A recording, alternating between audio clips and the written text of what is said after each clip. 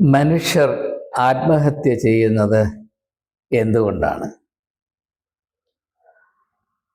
ഏവർക്കും സ്വാഗതം.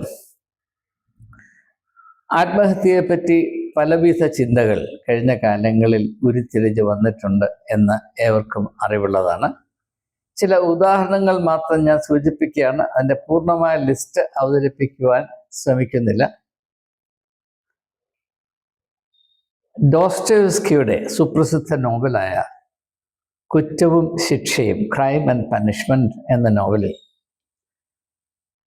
സുഡ്രിഗേലോവ് എന്ന് പറയുന്ന ഒരു കഥാപാത്രം, അദ്ദേഹം ആത്മഹത്യ ചെയ്യുന്നുണ്ട്. അദ്ദേഹത്തിൻ്റെ ആത്മഹത്യയെ പരാമർശിച്ച് ഡോസ്റ്റോവസ്കി വെളിപ്പെടുത്തുന്ന ഒരു കാര്യം, എപ്പോഴാണ് ഒരു വ്യക്തി ആത്മഹത്യ ചെയ്യാൻ തീരുമാനിക്കുന്നത് എന്ന ചോദ്യത്തിന് ഉത്തരമായി ഡോസ്റ്റോവസ്കി പറയുന്നത്, എപ്പോഴാണോ ആ വ്യക്തിയുടെ ആത്മാവ് ആ വ്യക്തിയുടെ ശരീരത്തിൽ വസിക്കുന്നത് ഇനിയും അല്പം പോലും സ്വീകാര്യമല്ല, അതുകൊണ്ട് ശ്വാസം മുട്ടുന്ന ഈ ഭവനത്തിൽ നിന്ന് എനിക്ക് വിടുതൽ വേണം എന്ന് തീരുമാനിക്കുന്നത്, ആ സമയത്ത് ആത്മഹത്യ ചെയ്തിരിക്കും, നടന്നിരിക്കും എന്നതാണ് ഡോസ്റ്റോവസ്കിയുടെ അഭിപ്രായം. ഞാൻ ഒന്നുകൂടെ ആവർത്തിക്കട്ടെ. ആരോഗ്യമുള്ള ജീവിത അവസ്ഥ എന്ന് പറയുന്നത് ആത്മാവും ശരീരവും തമ്മിലുള്ള സൗഹൃദം, സ്വരച്ചേർച്ച, സന്തോഷം എന്നതാണ്. എന്നാൽ ചില സാഹചര്യങ്ങളിൽ കൂടെ ഈ സൗഹൃദം നശിച്ചു പോവുകയും അത് ശത്രുത്വമായി തീരുകയും ആത്മാവ് ശരീരത്തിനുള്ളിൽ ശ്വാസം മുട്ടി മാത്രമേ ഇനിയും ഇരിക്കാൻ സാധ്യമാകുകയുള്ളൂ, ആ അവസ്ഥയ്ക്ക് ഒരു വ്യത്യാസവും വരാൻ അതൊരു സാധ്യതയുമില്ല എന്ന നിഗമനത്തിൽ ആത്മാവ് എത്തിയിട്ട്, അതുകൊണ്ട് ഇനിയും അവശേഷിക്കുന്ന ഏക പോംവഴി ഈ ശരീരത്തിൽ നിന്ന് ആത്മാവിന് വിടുതൽ പ്രാപിക്കുക എന്ന് ആത്മാവ് തീരുമാനിക്കുമ്പോൾ ആ വ്യക്തി, ആ ആത്മാവിനെ ഉൾക്കൊള്ളുന്ന വ്യക്തി ആത്മഹത്യ ചെയ്തിരിക്കും എന്നതാണ് ഡോസ്റ്റോവസ്കിയുടെ അഭിപ്രായം. എന്നാൽ മരണത്തെപ്പറ്റി നമ്മുടെ ഇടയിൽ മറ്റൊരു ധാരണയുണ്ട്. അതായത് എല്ലാറ്റിനും ഒരു സമയമുണ്ട്, സമയം വരുമ്പോൾ അത് സംഭവിച്ചിരിക്കും. ഒരു വ്യക്തി ജനിക്കുമ്പോൾ അവനെപ്പറ്റി എവിടെയോ വെച്ചിരിക്കുന്ന ഒരു നിഗൂഢ പുസ്തകത്തിൽ ചില കാര്യങ്ങളൊക്കെ കുറിച്ചു വച്ചിട്ടുണ്ട്. അത് ഇത്ര നാൾ വരെ അവൻ ലോകത്തിലുള്ളൂ. ആ കാലം പൂർത്തിയാകുമ്പോൾ അവൻ ഒരു വിധത്തിൽ അല്ലെങ്കിൽ ഒന്നിൽ കൊല്ലപ്പെടും, അല്ലെങ്കിൽ ആത്മഹത്യ ചെയ്യും എന്നൊരു ചിന്താഗതിയുണ്ട്. വേറൊരു ചിന്താഗതി എന്താണെന്ന് ചോദിച്ചാൽ, മനുഷ്യർ ലോകത്തിലേക്ക് വരുന്നത് ചില പ്രത്യേക ലക്ഷ്യങ്ങൾ അല്ലെങ്കിൽ ഉദ്ദേശങ്ങളുള്ളത് കൊണ്ടാണ്. അവനെപ്പറ്റി അവൻ അതീതമായി സ്ഥിതി ചെയ്യുന്ന ഒരധികാര കേന്ദ്രത്തിൽ നിശ്ചയിച്ചിരിക്കുന്ന ചില സങ്കല്പങ്ങൾ, ചുമതലകൾ, കടമകൾ, ദൗത്യങ്ങളുണ്ട്. അത് പൂർത്തിയാകുമ്പോഴോ, അല്ല ഇവന് അതിൽ യാതൊരു താല്പര്യവുമില്ല, അതുകൊണ്ട് അവൻ ജീവിച്ചിരുന്നാലും മരിച്ചിരുന്നാലും അത് കണക്കൊന്നു തന്നെയാണ് എന്ന അവസ്ഥ വരുമ്പോഴും ഇങ്ങനെ സംഭവിക്കാം എന്ന ഒരു ചിന്തയുണ്ട്. നാലാമതൊരു ചിന്തയുള്ളത്, സാഹചര്യങ്ങളുടെ സമ്മർദ്ദത്താൽ മനുഷ്യർ ആത്മഹത്യക്ക് പ്രേരിതരായിത്തീരുന്നു. സാഹചര്യ സമ്മർദ്ദങ്ങൾ സഹിക്കാനാവാത്ത വിധത്തിൽ വർദ്ധിക്കുമ്പോൾ ആ അന്ധാളിപ്പിൽ എൻ്റെ ജീവിതം എങ്ങനെ കൈകാര്യം ചെയ്യണമെന്ന് എനിക്കറിയാൻ വയ്യായി, അതോടൊത് അവസാനിപ്പിക്കുന്നതാണ് നല്ലത് എന്ന ചിന്താഗതിയിലെത്തുമ്പോൾ അതിനുള്ള മാർഗങ്ങൾ അങ്ങനെയുള്ള വ്യക്തികൾ കണ്ടുപിടിക്കുന്നു. ഇങ്ങനെ പലവിധമായ ചിന്തകളുണ്ട്. ഇതിൻ്റെ പൂർണ്ണമായ ലിസ്റ്റ് അവതരിപ്പിക്കേണ്ട ആവശ്യമില്ല. എന്നാൽ അതേസമയം തന്നെ നാം ഓർത്തിരിക്കേണ്ട മറ്റൊരു യാഥാർത്ഥ്യമുണ്ട്. അത് ഇതിൽ നിന്ന് ഇതിലും വ്യത്യസ്തമാണ്. അതെന്താണ്? ലോകത്തിലുള്ള എല്ലാ ജീവികളും, പ്രത്യേകിച്ച് ചരാചരങ്ങൾ, സഞ്ചരിക്കാൻ കഴിവുള്ള ജീവികൾ, ഇപ്പം മൃഗങ്ങൾ, മനുഷ്യർ, ചെടികളെപ്പറ്റിയും മരങ്ങളെപ്പറ്റിയും അത് അത്ര പ്രസക്തമല്ല. എന്നാൽ മൃഗ വംശത്തിൽപ്പെട്ട എല്ലാവരും അതിൽ മനുഷ്യരും പെടും.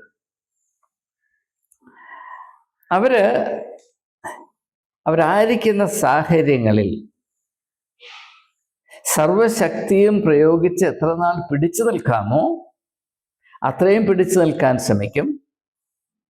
ഓരോ ജീവിയുടെയും ഏറ്റവും സുപ്രധാനമായ ലക്ഷ്യം എങ്ങനെയെങ്കിലും ജീവൻ സംരക്ഷിക്കുക, സർവൈവ് ചെയ്യുക എന്നുള്ളതാണ്. അതുകൊണ്ട് മനുഷ്യൻ്റെ സ്വഭാവത്തിലെ ഏറ്റവും ശക്തമായ പ്രവണത ഇൻസ്റ്റിങ്ക്റ്റ് ഓഫ് സെൽഫ് പ്രിസർവേഷൻ, എങ്ങനെയെങ്കിലും സ്വയത്തെ രക്ഷിക്കുക. അതുകൊണ്ടാണ് നിയമത്തിൽ സ്വയരക്ഷയ്ക്ക് വേണ്ടി ഒരു കൊലപാതകം ചെയ്യേണ്ടി വന്നാൽ അത് കുറ്റമാണെങ്കിലും അത്ര വലിയ കുറ്റമല്ല എന്ന ഒരു കാഴ്ചപ്പാട് നിലനിൽക്കുന്നത്. Culpable homicide not amounting to murder. അപ്പം ഇങ്ങനെയുള്ള കാര്യങ്ങൾ ഡോസ്റ്റോവസ്കി തന്നെ ഒരിക്കൽ പറഞ്ഞത്, മനുഷ്യന് അവൻ്റെ ജീവൻ സംരക്ഷിക്കാൻ എത്രമാത്രം താല്പര്യമുണ്ട് എന്ന് നിങ്ങൾക്ക് അറിയണമെങ്കിൽ ഒരു മനുഷ്യനെ പിടിച്ചൊരു വലിയ പാറയുടെ മുകളിൽ കൊണ്ട് നിർത്തുക, അവൻ അവിടെ ഒറ്റക്കാലിൽ നിൽക്കാൻ മാത്രം ഇടമുള്ള ഒരു സ്ഥലത്ത് നിർത്തുക. അങ്ങനെ നിർത്തിയാലും ആ നിൽപ്പിൽ 100 വർഷം കൂടി ജീവിക്കാൻ ഒക്കുമെങ്കിൽ അത്രയും എനിക്ക് ജീവിക്കണം എന്ന് ആഗ്രഹിക്കുന്നതാണ് മനുഷ്യ സ്വഭാവത്തിന് തനതായ പ്രവണത എന്നും ഡോസ്റ്റോവസ്കി പറയുന്നുണ്ട്. അപ്പോൾ ഇങ്ങനെയുള്ള വിരോധാഭാസങ്ങൾ നിറഞ്ഞ ഒരു പ്രതിഭാസത്തെയാണ് നാം മനസ്സിലാക്കാൻ ശ്രമിക്കുക. ഞാനിതിൽ കൂടുതൽ ചിന്തകൾ കൊണ്ടുവന്ന് ഈ വീഡിയോ സങ്കീർണമാക്കാൻ, ചിന്താക്കഴപ്പം ഉണ്ടാക്കാൻ താല്പര്യമില്ലാത്തത് കൊണ്ട് ഒരേ ഒരു ചിന്താഗതി മാത്രം ഞാൻ മുൻപോട്ട് വെക്കുകയാണ്. അതിൻ്റെ പശ്ചാത്തലം ഒരുക്കുന്നതിന് വേണ്ടി കഴിഞ്ഞ കാലങ്ങളിലെ കൽപ്പമൊന്ന് തിരിഞ്ഞു നോക്കേണ്ട ആവശ്യമുണ്ട്. നമുക്ക് ഏവർക്കും അറിയാവുന്നതുപോലെ ആത്മഹത്യയെപ്പറ്റിയുള്ള ഏറ്റവും സമഗ്രമായ പഠനം നടത്തിയത് എമിൽ ഡർഖൈം എന്ന് പറയുന്ന ഫ്രഞ്ച് സോഷ്യോളജിസ്റ്റാണ്. എമിൽ ഡർഖൈം. അദ്ദേഹത്തിൻ്റെ പുസ്തകത്തിൻ്റെ പേര് തന്നെ സൂയിസൈഡ് എന്നാണ്.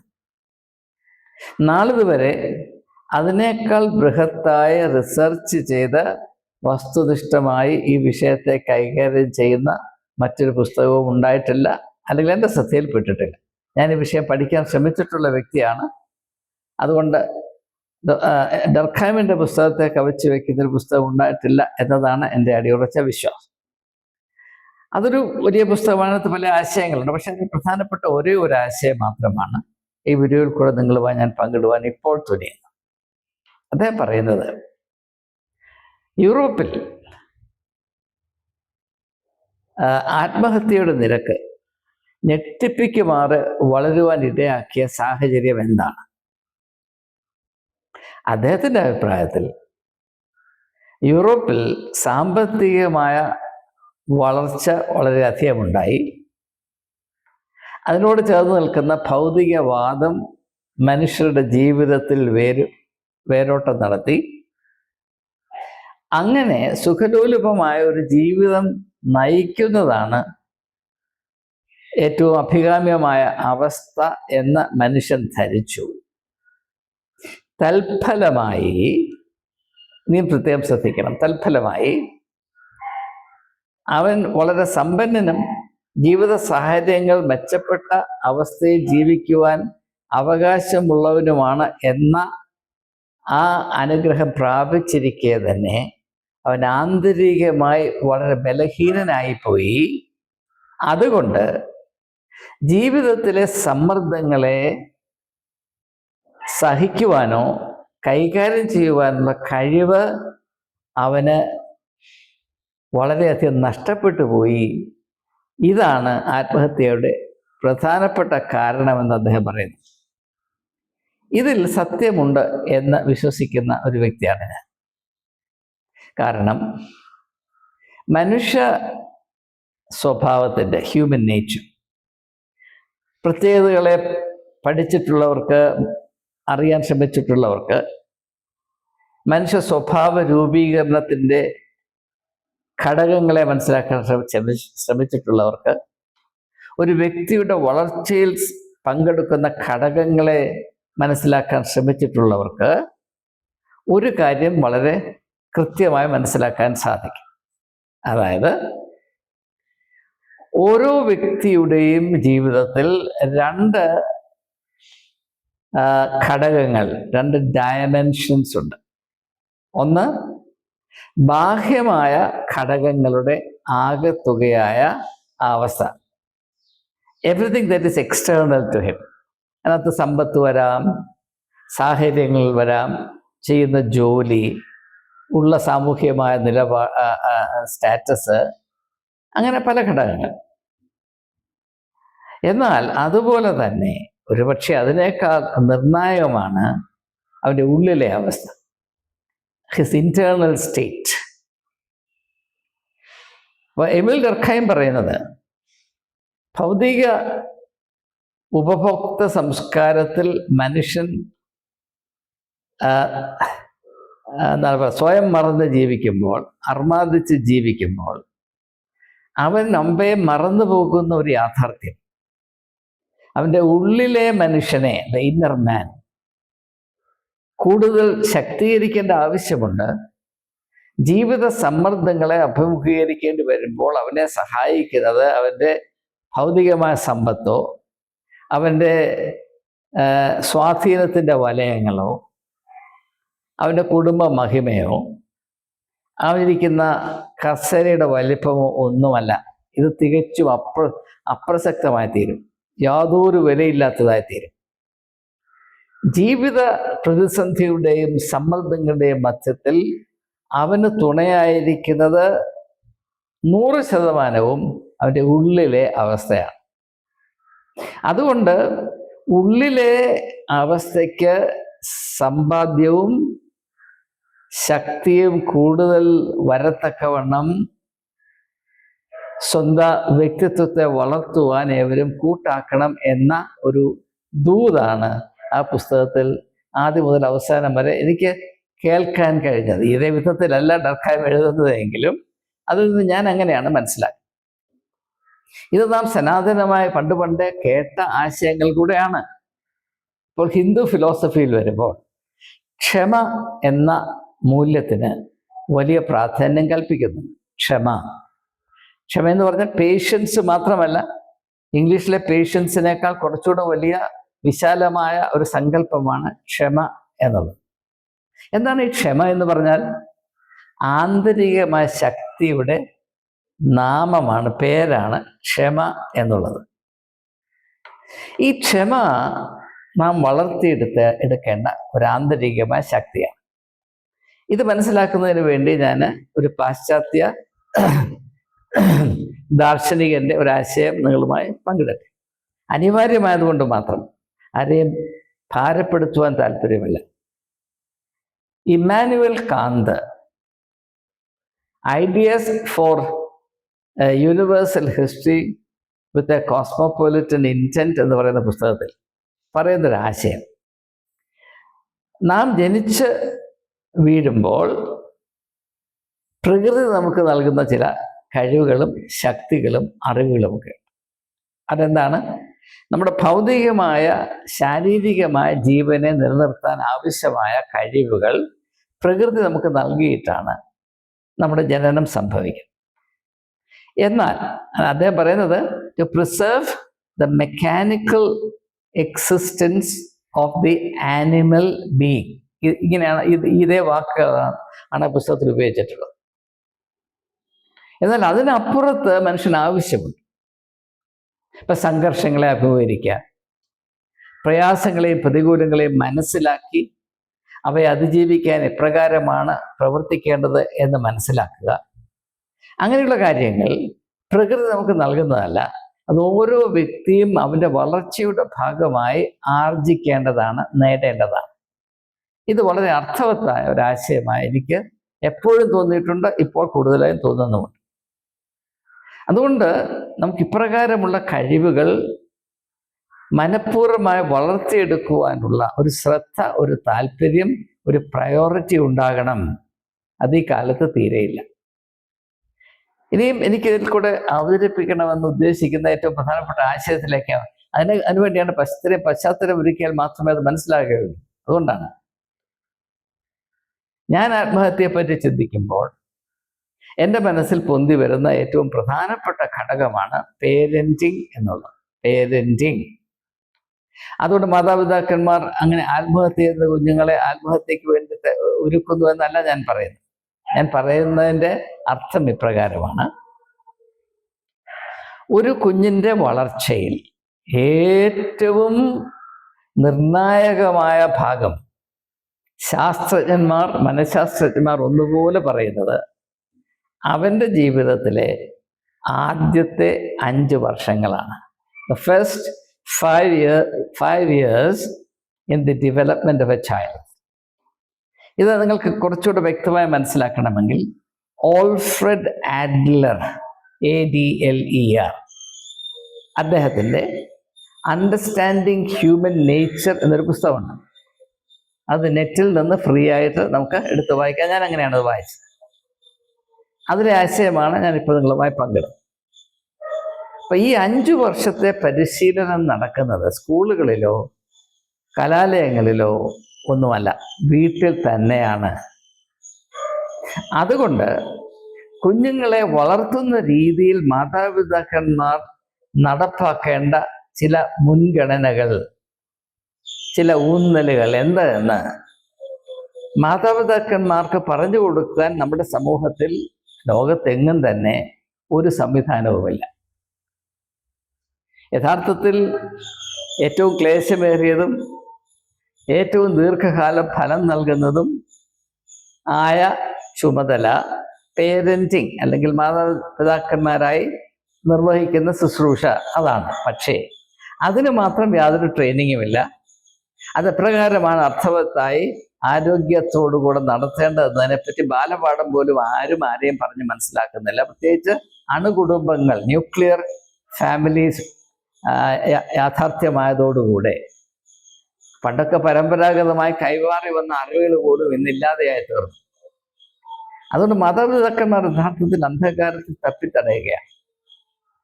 പ്രത്യേകിച്ച് ആദ്യത്തെ കുഞ്ഞിനെ എങ്ങനെയാണ് വളർത്തേണ്ടത് എന്നതിനെപ്പറ്റി ഒരു മാതാവിനോ പിതാവിനോ യാതൊരു ബോധവുമില്ല. ആദ്യത്തെ കൺമണി ഒരു എക്സ്പെരിമെൻ്റൽ എന്താ പറയുന്നത് ഇരയാണ് എന്നതാണ് ഇന്നത്തെ യാഥാർത്ഥ്യം. Experimental baby. മാതാപിതാക്കന്മാർ അവർ ഗവേഷണം നടത്തുന്നതാണ് ആദ്യത്തെ കുഞ്ഞിൻ്റെ എന്ന് പറയാറുണ്ട്. അതിനകത്ത് അർത്ഥവുമുണ്ട്. അപ്പോൾ എനിക്കിവിടെ ആകെപ്പാടെ പറയാൻ പല കാര്യങ്ങളുണ്ട്. എങ്കിലും ഒറ്റ കാര്യം മാത്രം പറയുകയാണ്. അതായത് മാതാപിതാക്കന്മാർ തങ്ങളുടെ കുഞ്ഞുങ്ങളെ വളർത്തുമ്പോൾ അവരുടെ ഉള്ളിൽ ക്ഷമ എന്ന് പറയുന്ന സമാനതയില്ലാത്ത ശക്തി വളർത്തിയെടുക്കുവാനായി പ്രത്യേകം ശ്രദ്ധിക്കണം. അപ്പോൾ അതൊക്കെ ന്യായമായും ചോദിക്കും, അതെങ്ങനെയാണ് സാധിക്കുന്നത് എന്ന്. ഞാനിവിടെ അത്യാവശ്യമായതുകൊണ്ട് മാത്രം മനഃശാസ്ത്രത്തിൽ നിന്നൊരാശയം കൂടെ കടമെടുത്തുകൊള്ളട്ടെ. സിഗ്മണ്ട് ഫ്രോയിഡ്, നിങ്ങൾക്കെല്ലാം വളരെ പരിചിതമാണ്. സിഗ്മണ്ട് ഫ്രോയിഡ് അദ്ദേഹം പറയുന്ന അദ്ദേഹത്തിൻ്റെ ചൈൽഡ് സൈക്കോളജിയിൽ വളരെയധികം സംഭാവന നൽകിയിട്ടുള്ള ഒരു മനഃശാസ്ത്ര വിദഗ്ധനാണ് ഫ്രോയിഡ് എന്ന് എല്ലാവർക്കും അറിയാം. അദ്ദേഹം പറയുന്നത് കുഞ്ഞുങ്ങൾ വളർന്നു വരുമ്പോൾ അവരുടെ ആദ്യത്തെ സ്റ്റേജിൽ അവരെ നിയന്ത്രിക്കുന്നത് പ്ലഷർ പ്രിൻസിപ്പിൾ. ഒരു കുഞ്ഞിനെ സംബന്ധിച്ചിടത്തോളം അതിനെ ഏറ്റവും സുഖമായി യാതൊരു അല്ലലുമില്ലാതെ ജീവിക്കണം, സുഖിക്കുക, പ്ലഷർ ആസ്വദിക്കുക. എന്നാൽ വളർച്ചയുടെ ഭാഗമായി ആ കുഞ്ഞ് വളരുന്നതോടുകൂടെ മെല്ലെ അതറിയാതെ മറ്റൊരു തത്വത്തിലേക്ക് മാറ്റപ്പെടും. അതിൻ്റെ പേരാണ് റിയാലിറ്റി പ്രിൻസിപ്പിൾ, യാഥാർത്ഥ്യബോധം.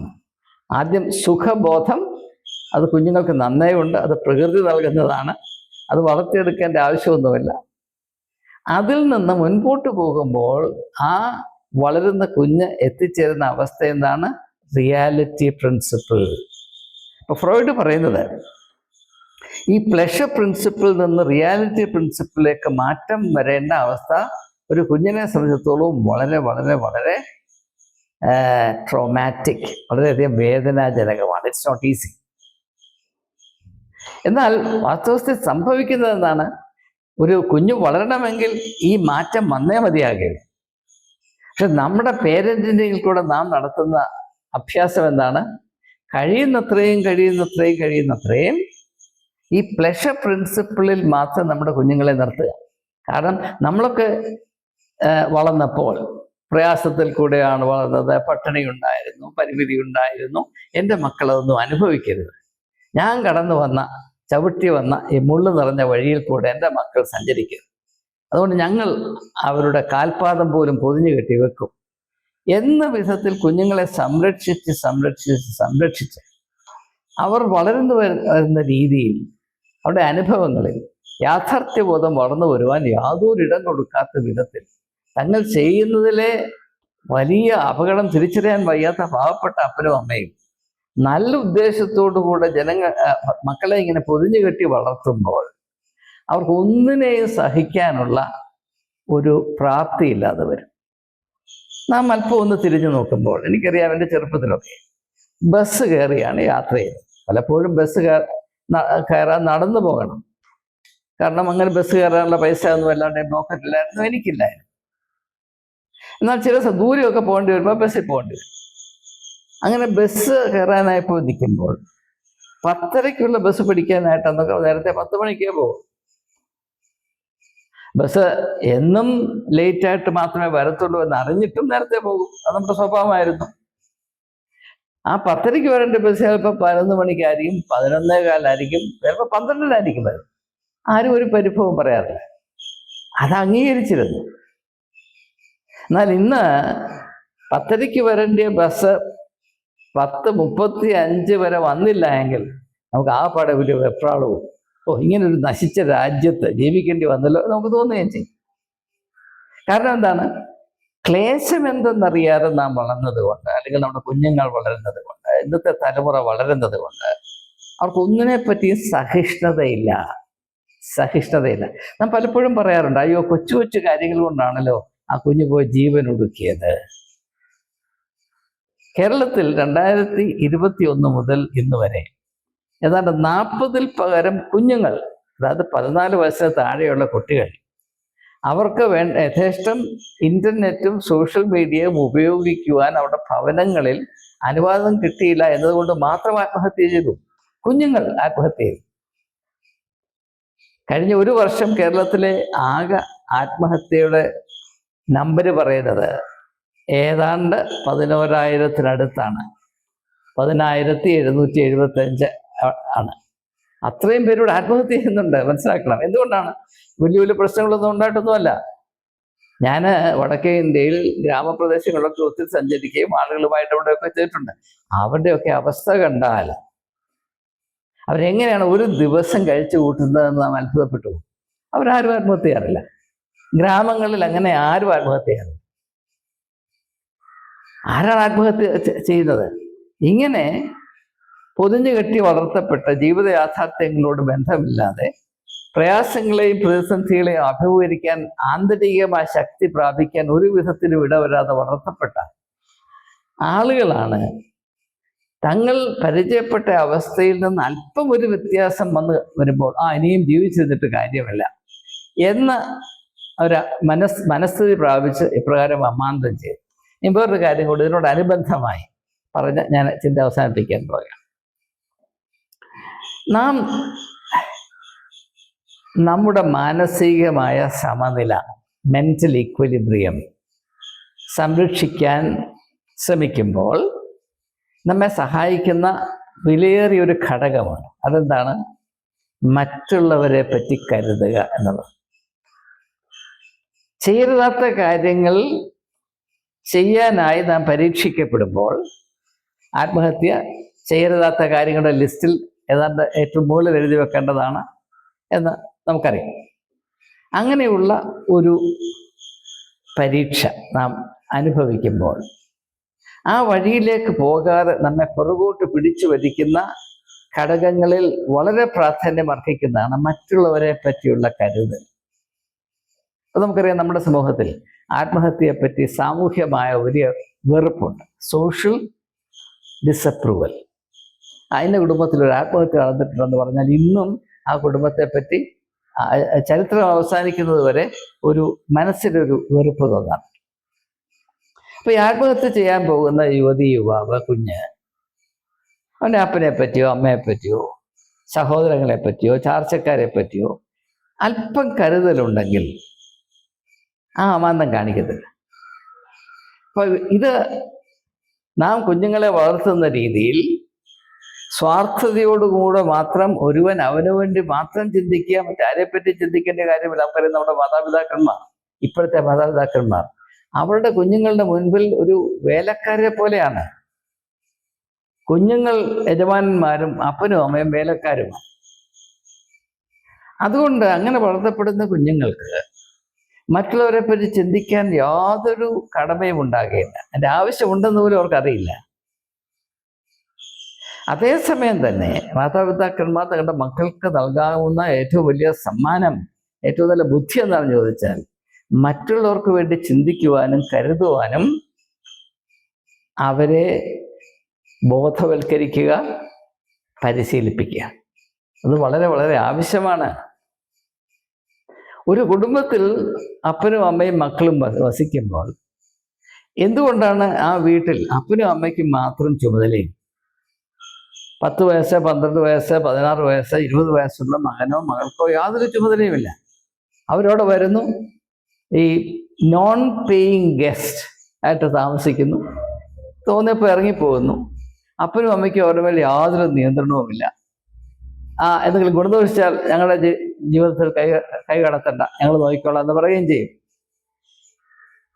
എന്നാൽ അതേസമയം തന്നെ എല്ലാറ്റിൻ്റെയും കുറ്റം അപ്പൻ്റെ അമ്മയുടെയും തലയിലായിരിക്കുകയും ചെയ്യും. ഇതിൻ്റെയൊക്കെ ഉറവിടം എന്താണെന്ന് മനസ്സിലാക്കുക. അത് കുഞ്ഞുങ്ങളെ വളർത്തുന്ന രീതിയിൽ തന്നെയാണ്. കുഞ്ഞുങ്ങളോട് ചില കാര്യങ്ങളിൽ സാധ്യമല്ല എന്ന് ആധികാരികമായി പറയാൻ മാതാപിതാക്കന്മാർക്ക് കഴിയണം. പക്ഷേ അത് വേണമെങ്കിൽ മാതാപിതാക്കന്മാർ അച്ചടക്കത്തോടെ ജീവിക്കുന്നവരും അവരുടെ വ്യക്തിത്വത്തിൽ വളർച്ച പ്രാപിച്ചവരുമായിരിക്കണം. കുഞ്ഞുങ്ങളുടെ അപ്പനെയും അമ്മയെയും പറ്റി ചിന്തിക്കുമ്പോൾ അവരറിയാതെ അവരുടെ മനസ്സിൽ അപ്പനെ പറ്റിയും അമ്മയെപ്പറ്റിയും ബഹുമാനമുണ്ടാകണം. അതൊരിക്കലും വരാത്ത വിധത്തിലാണ് ഒട്ടുമുക്കാലും ഭവനങ്ങൾ ഇന്ന് നിലകൊള്ളുന്നത്. ഇത് വലിയ അപകടമാണ്. നമ്മുടെ കുഞ്ഞുങ്ങൾ ജീവിക്കാൻ യോഗ്യതയില്ലാത്തവരായി, ജീവിത മത്സരത്തിൽ പങ്കെടുക്കുവാൻ ഉൾക്കരുത്തില്ലാത്തവരായി, വെറും പഴങ്കഞ്ഞികളെ പോലെ ആയിത്തീരത്തക്ക വിധത്തിലാണ് നമ്മൾ വളരെ ത്യാഗബുദ്ധിയോടെന്നൊക്കെ പറഞ്ഞ് കുഞ്ഞുങ്ങളെ വളർത്തുന്നത്. ഇത് വലിയ അപകടമാണ്. ഇനിയും ഇതെല്ലാം കൂടുതൽ വഷളാക്കാനായിട്ട് അമേരിക്കക്കാരൻ്റെ മണ്ടത്തരം കൂടെ നമ്മൾ എടുത്തു വെച്ചിട്ടുണ്ട്. അതെന്താണ്? കുഞ്ഞുങ്ങളെ ഒരിക്കലും ഡിസിപ്ലിൻ ചെയ്യരുത്. ബെഞ്ചമിൻ സ്പോക്കിൻ്റെ ഒരു പുസ്തകം, അമേരിക്കൻ സംസ്കാരത്തെ നശിപ്പിച്ച പുസ്തകം അതാണെന്ന് അമേരിക്കക്കാർ പറയും. പക്ഷേ ഇന്ത്യയിൽ അത് വളരെയധികം വായിക്കുന്നുണ്ട്. അതാണ് നമ്മളിപ്പോൾ അടക്കി ഭരിക്കുന്ന ഒരു ചിന്ത. അതെന്താണ്? കുഞ്ഞുങ്ങളെ ഒരിക്കലും ഡിസിപ്ലിൻ ചെയ്യരുത്. അയ്യോ, അവരെ വേദനിപ്പിക്കരുത്, അവർക്ക് നൊമ്പരം അനുഭവിക്കരുത്. ഞാനതങ്ങനെ വിശ്വസിക്കുന്ന വ്യക്തിയല്ല. ഞാനൊരു അനുഭവം കൂടെ പറഞ്ഞ് നിർത്താൻ പോവുകയാണ്. ഞാൻ എൻ്റെ 2 മക്കളെ നല്ല അച്ചടക്കത്തിൽ വളർത്താൻ ശ്രമിച്ച ഒരു വ്യക്തിയാണ്. ജയിച്ചോ പരാജയപ്പെട്ടോ എന്ന് അവർ പറയട്ടെ, അല്ലെങ്കിൽ ദൈവം അറിയുന്നു. ഈ വിഷയത്തിൽ എൻ്റെ ഭാര്യയും ഞാനും തമ്മിൽ അഭിപ്രായ വ്യത്യാസം വളരെ കലിശലായി ഉണ്ടായിട്ടുണ്ട്. അവർ ഡോക്ടറാണ്. ബെഞ്ചമിൻ സ്പോക്കിൻ്റെ പുസ്തകമൊക്കെ നല്ലതായിട്ട് വായിച്ച് മനസ്സിലാക്കിയ വ്യക്തി ആയതുകൊണ്ട് അതിലെ മർമ്മം അനുസരിച്ചല്ല ഞാനൊരു പിതാവായി പ്രവർത്തിക്കുന്നത് എന്ന് അവർക്ക് നന്നേ ബോധ്യമുണ്ടായിരുന്നതുകൊണ്ട് ഞാനൊരു ഡൊമസ്റ്റിക് ഡിക്റ്റേറ്ററാണെന്നൊക്കെ പറഞ്ഞിട്ടുണ്ട്. അത് നല്ല ഉദ്ദേശത്തോടുകൂടെ തന്നെ പറഞ്ഞതാണ്, കുഞ്ഞുങ്ങളോടുള്ള സഹതാപം കൊണ്ട് പറഞ്ഞാണ്. പക്ഷെ എനിക്ക് ചില കാര്യങ്ങൾ വ്യക്തമായി അറിയാമായി.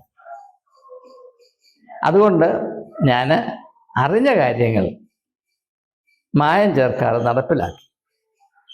To cut a long story short, എൻ്റെ മൂത്ത മകൾക്ക്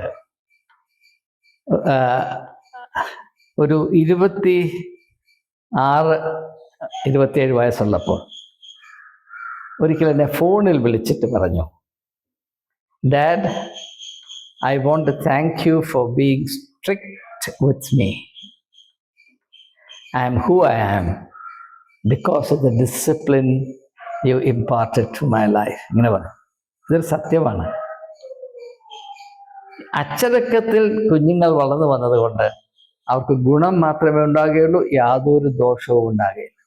നിങ്ങൾ ചരിത്രം പരിശോധിച്ചാൽ അച്ചടക്കമില്ലാത്ത ആരും ലോകത്തിൽ ഒരു നേട്ടവും കൈവരിച്ചില്ല, ഇന്നുവരെ കൈവരിച്ചിട്ടില്ല. ഏത് മേഖലയിലും മനുഷ്യൻ മുന്നേറണമെങ്കിൽ, നേട്ടങ്ങൾ കൈവരിക്കണമെങ്കിൽ, മനുഷ്യൻ മെച്ചപ്പെടണമെങ്കിൽ അച്ചടക്കം സ്വീകരിക്കുകയും പാലിക്കുകയും അല്ലാതെ മറ്റൊരു വഴിയില്ല. പിന്നെ എങ്ങനെയാണ് കുഞ്ഞുങ്ങളെ അച്ചടക്കത്തിൽ വളർത്തരുത് എന്ന് നാം പറയും? ഇതിനെപ്പറ്റി നിങ്ങളുടെ അഭിപ്രായങ്ങൾ അറിയാൻ എനിക്ക് വളരെ താല്പര്യമുണ്ട്. അതുകൊണ്ട് ദയവായി കമൻറ്റ് ബോക്സ് വളരെ ഉദാരമായി ഉപയോഗിക്കുക. പരസ്പരമായ ആശയങ്ങൾ പങ്കിടുകയും പരസ്പരമായി തിരുത്തപ്പെടുകയും ചെയ്യുമ്പോൾ കുറച്ചുകൂടെ സത്യത്തോട് അടുക്കുവാൻ നമുക്ക് കഴിയും എന്ന താല്പര്യം നമുക്ക് ഏവർക്കും ഒന്നുപോലെ ഉണ്ട് എന്നത് എന്നെ സന്തോഷിപ്പിക്കുന്നു, എനിക്ക് പ്രത്യാശ ഉണ്ടാക്കുന്നു. അത് ഈ വിഷയത്തോടുള്ള ബന്ധത്തിലും അനുഭവവേദ്യമാകുമെന്ന പ്രത്യാശയിൽ ഏവരോടുമുള്ള നന്ദിയും കടപ്പാടും അറിയിച്ചുകൊണ്ട് വിരമിക്കുന്നു. നമസ്കാരം.